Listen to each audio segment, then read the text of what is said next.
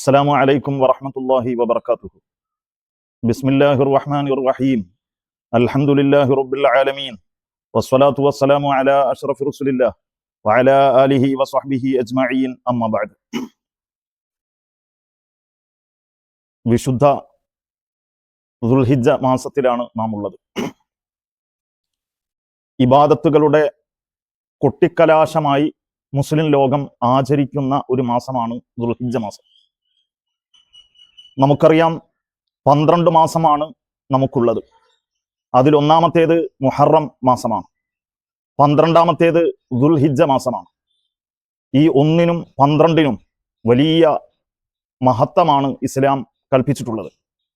ദുൽഹിജ്ജയുടെ വലിയ ഒരു പ്രത്യേകതയാണല്ലോ ലോകത്തിന്റെ വിവിധ രാഷ്ട്രങ്ങളുടെ, വിവിധ സംസ്ഥാനങ്ങളുടെ, വിവിധ ജില്ലകളുടെ, വിവിധ ഗ്രാമപ്രദേശങ്ങളുടെ പ്രതിനിധികൾ കഅബാലയം എന്ന് പറയുന്ന ഇസ്ലാമിക നാഗരികതയുടെ കേന്ദ്രത്തിലെത്തി ഹജ്ജ് കർമ്മം നടത്തുന്നു, അനുബന്ധ പ്രവർത്തനങ്ങളും നടത്തുന്നു, വലിയ ദുആ സമ്മേളനങ്ങൾ അവിടെ നടക്കുന്നു. എങ്കിൽ മഹാനായ ഇബ്രാഹിം നബി അലൈഹി സ്വലാത്തു വസ്സലാമിനെ സ്മരിച്ചുകൊണ്ട് ലോകം മുഴുവനും ബലിയർപ്പണത്തിന്റെ ദിനമായി വലിയ പെരുന്നാൾ ആചരിക്കുകയാണ്.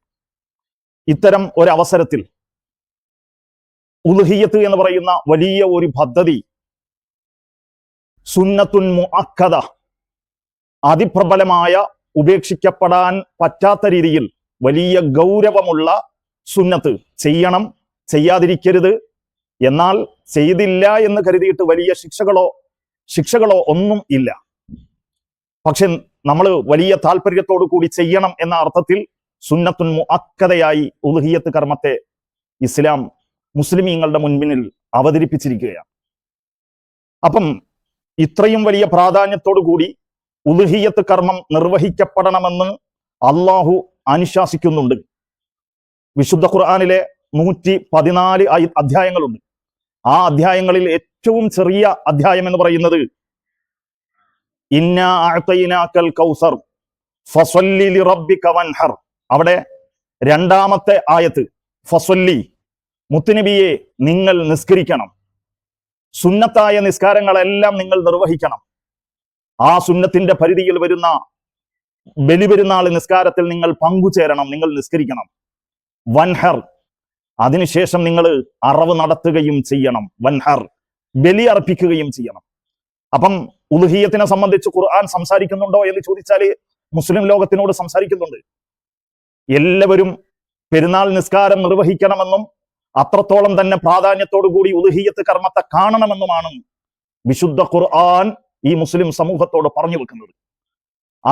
ഈ 2ാമത്തെ ആയത്തിലെ ആദ്യ പദം സൂചിപ്പിക്കുന്നത് നിങ്ങൾ ശാരീരികമായിട്ട് അള്ളാഹുവിന് ആരാധന നിർവഹിക്കാൻ നിങ്ങൾ മുന്നോട്ട് വരണം. ശരീരം കൊണ്ടുള്ള ആരാധനകളിൽ മാത്രം ഒതുക്കി നിർത്തരുത്, മറിച്ച് നിങ്ങളുടെ സാമ്പത്തികമായ ആരാധനയും വരണം.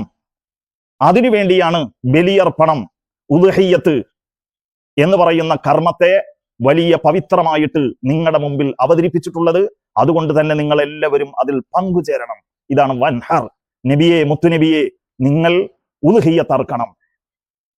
നമുക്കറിയാം, ഖുൽ ഹുവല്ലാഹു അഹദ്, അള്ളാഹു ഏകനാണ് എന്നുള്ള കാര്യം മുത്തുനബിയെ നിങ്ങൾ പറയണം എന്ന് പറഞ്ഞാൽ മുത്തുനബി മാത്രം പറഞ്ഞാൽ പോരല്ലോ.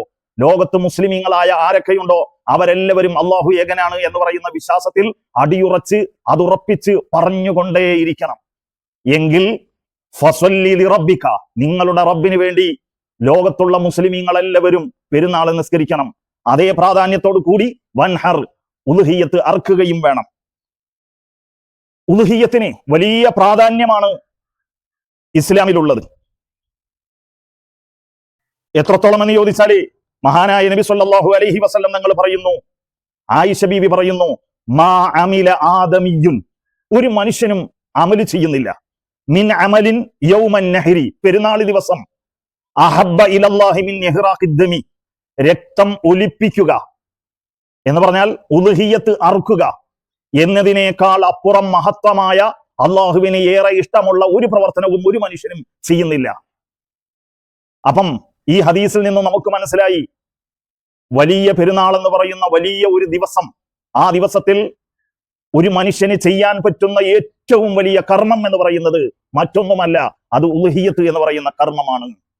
അപ്പം സ്വാഭാവികമായിട്ടും എന്തുകൊണ്ടാണ് ഇതിനെ ഇത്രയും വലിയ മഹത്തമായ പ്രവർത്തനമായിട്ട് എടുക്കുന്നത്? അതിന് മുത്തുനബിയുടെ മറ്റൊരു ഹദീസ് നമ്മൾ പരിശോധിക്കുക. അള്ളിമൂ ലഹായാക്കും, ഉളുഹിയ്യത്ത് നിങ്ങൾ ബലിയർപ്പിക്കാൻ തീരുമാനിച്ചതായ ബലിമൃഗങ്ങളെ അത് നിങ്ങൾ ആദരവോടുകൂടി, ബഹുമാനത്തോടുകൂടി, സ്നേഹത്തോടുകൂടി നിങ്ങൾ അതിനോട് പെരുമാറണം, അതിനെ ബഹുമാനിക്കണം. ഫഇന്നഹ അല സിറാത്തി മതായാക്കും, കാരണം സിറാത്തു പാലം എന്ന് പറയുന്ന വലിയ പാലം കടക്കാൻ നിങ്ങളുടെ വാഹനമാണത്. അതുകൊണ്ട് അതിനെ ആദരിക്കണം, ബഹുമാനിക്കണം, സ്നേഹിക്കണം, ആദരവോടുകൂടി നിങ്ങൾ അതിനോട് പെരുമാറണമെന്ന് മുത്തുനബി പറഞ്ഞിട്ടുണ്ട്.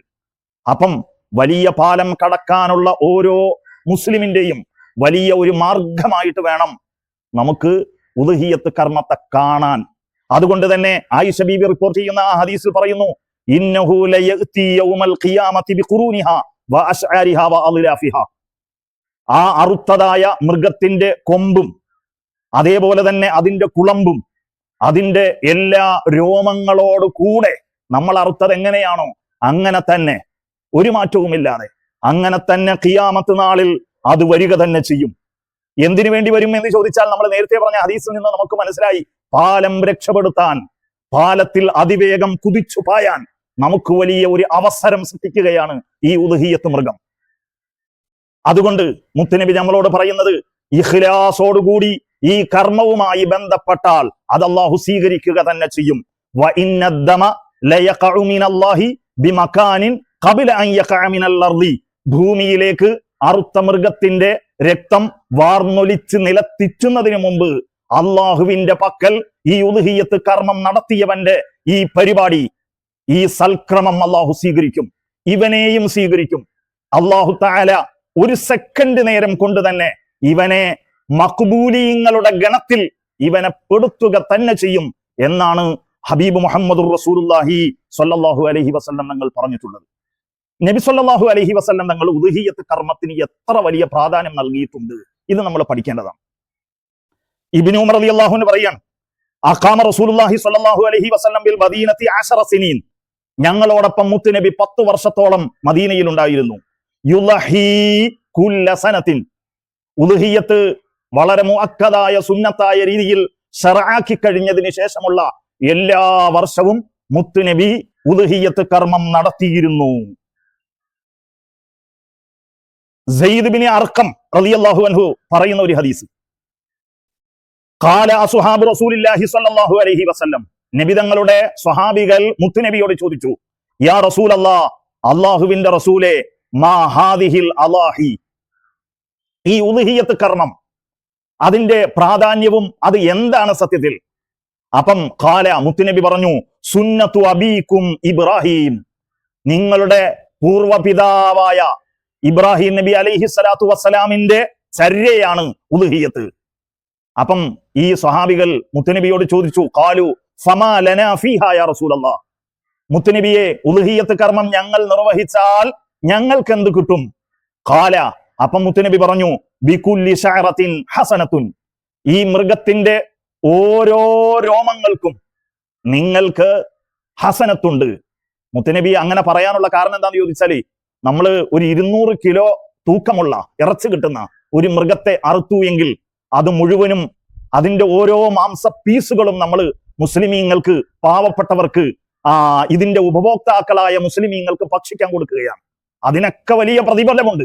എന്നാൽ നമ്മൾ രോമം അതൊരിക്കലും ഭക്ഷിക്കുന്നില്ല എങ്കിൽ ഈ കൊഴിഞ്ഞു പോകുന്ന, ഒന്നും ചെയ്യാതെ ഉപയോഗപ്പെടുത്താതെ പോകുന്ന ഈ രോമങ്ങൾക്ക് വരെ അല്ലാഹു തആല പ്രതിഫലം കണക്കാക്കിയിട്ട് അതിന് നിങ്ങൾക്ക് പ്രതിഫലം തരും എന്നാണ് മുത്തുനബി സല്ലല്ലാഹു അലൈഹി വസല്ലം പറഞ്ഞു വെക്കുന്നത്. അതുകൊണ്ട് തന്നെ ഉളുഹിയ്യത്ത് കർമ്മം ചെയ്യാത്ത ഒരാളും, സാമ്പത്തിക ശേഷിയുള്ള ഒരാളും ഉണ്ടാവരുത് എന്നാണ് മുത്തുനബിയുടെ ആഗ്രഹം.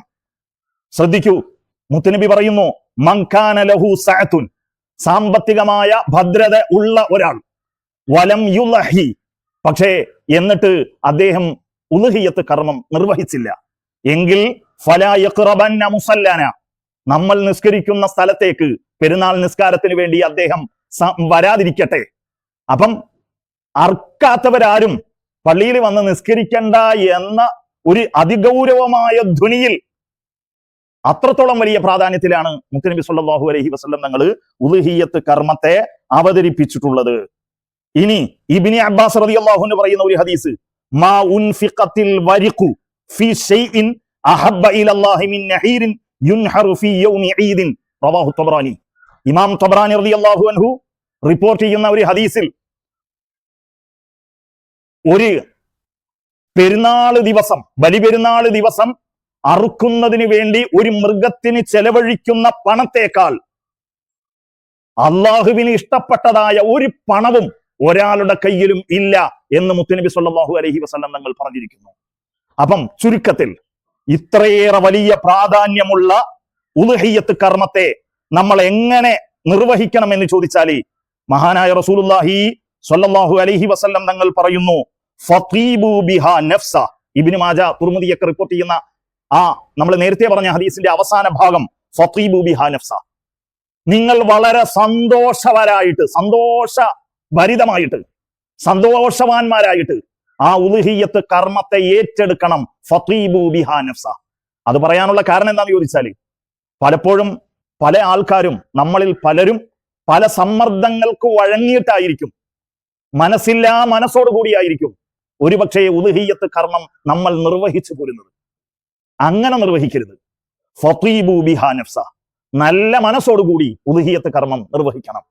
നമ്മുടെ പള്ളിയുടെ പ്രസിഡന്റ്, അല്ലെങ്കിൽ പള്ളിയിലെ ഉസ്താദ്, അല്ലെങ്കിൽ പള്ളിയുടെ സെക്രട്ടറി, അല്ലെങ്കിൽ പള്ളി ഭാരവാഹികൾ നമ്മ വന്ന് കണ്ടു. സാധാരണ രീതിയിൽ പണ്ടങ്ങോ ഉദ്ഹിയ്യത്ത് കർമ്മം നടത്തുന്നതിന് വേണ്ടി നമ്മളൊരു ഷെയർ കൂടിപ്പോയിട്ടുണ്ട്. അതിനാൽ ഈ വർഷവും ആളെ കിട്ടുന്നതിന് വേണ്ടിയാണ് അവരെ നമ്മളെ സമീപിച്ചത്. ഒഴിഞ്ഞു മാറാൻ മറ്റു വകുപ്പുകൾ ഇല്ലാത്തതിന്റെ പേരിൽ മനസ്സില്ലാ മനസ്സോടുകൂടി ആ ഒരു ഷെയറിനുള്ള പൈസ കൊടുത്തു തീർക്കുകയാണ് എങ്കിൽ അത്തരക്കാരോടാണ് മുത്തുനബി പറയുന്നത്, ഫതീബു ബിഹാ നഫ്സ. നല്ല മനസ്സോടുകൂടി ഉദ്ഹിയ്യത്ത് കർമ്മവുമായിട്ട് നിങ്ങൾ ബന്ധപ്പെടണം. അപ്പം നമ്മുടെ മനസ്സ് റെഡിയാക്കണം. അങ്ങനെ മനസ്സ് റെഡിയാക്കി കഴിഞ്ഞാൽ ഇഖ്ലാസുള്ള ഒരു മനസ്സോടുകൂടിയാണ് നമ്മൾ ഉദ്ഹിയ്യത്ത് കർമ്മം നിർവഹിക്കുന്നതെങ്കിൽ ഇതിന്റെ രക്തത്തുള്ളികൾ ഭൂമിയിൽ ഇറ്റു വീഴുന്നതിന് മുമ്പ് ഈ പ്രവർത്തനം അള്ളാഹു സ്വീകരിക്കും. ഈ പ്രവർത്തി നടത്തുന്നതിന് വേണ്ടി മുന്നിട്ടിറങ്ങിയ ഈ ഉദ്ഹിയ്യത്ത് കർമ്മം നിർവഹിച്ചവനെയും അള്ളാഹു തആല സ്വീകരിക്കും. അത് നമ്മുടെ പരലോക ജീവിതത്തിലെ ഏറ്റവും വലിയ പ്രതിസന്ധിയായി നമ്മുടെ മുമ്പിൽ മാറുന്ന സിറാത്ത് എന്ന് പറയുന്ന വലിയ പാലം കടക്കാനുള്ള ഏറ്റവും വലിയ മാർഗമായിട്ട് അത് ഭവിക്കും. ഇതാണ് ഉദ്ഹിയ്യത്ത് കർമ്മത്തിന്റെ ഏറ്റവും വലിയ പ്രത്യേകത, മഹത്വം എന്ന് തിരിച്ചറിഞ്ഞുകൊണ്ട് നാം നിർവഹിക്കണം.